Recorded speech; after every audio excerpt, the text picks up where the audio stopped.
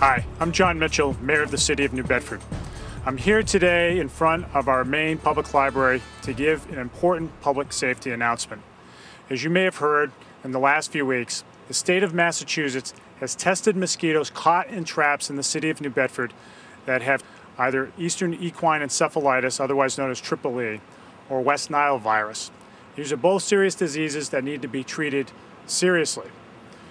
Now, my administration is working very hard with the state to make sure that all the spraying that is needed to be done to eradicate these mosquitoes happens as quickly and as expeditiously as possible. It's already started, especially in those areas where mosquitoes are most likely to breed, which includes the north end of our city as well as parts of the west end.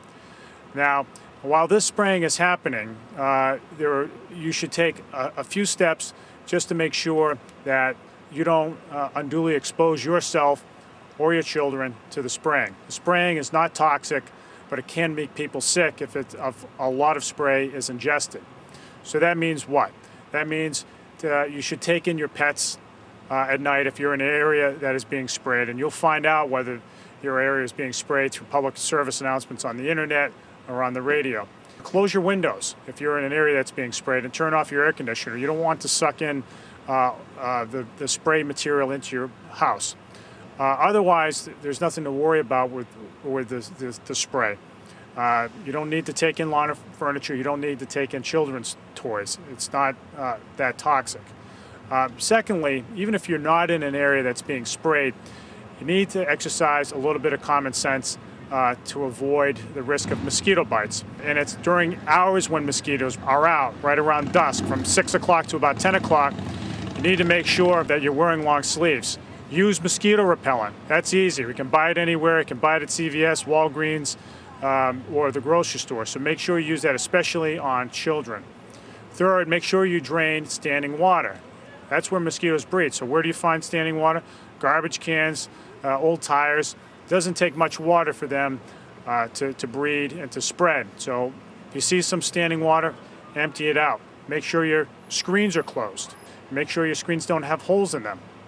And then last, if you're holding an outdoor event during the later hours in the day around dusk, make sure you think twice about whether it has to be done at those hours. You might want to consider moving it up earlier in the day. Again, mosquitoes are out during the early evening hours. That's when they come out. And so you want to make sure that you're minimizing the risk of exposure as much as you possibly can. So I would encourage people to consider rescheduling those events. These are all simple steps that we need to take. This is not an occasion to panic. It's just a matter of applying a little bit of common sense, which will go a long way.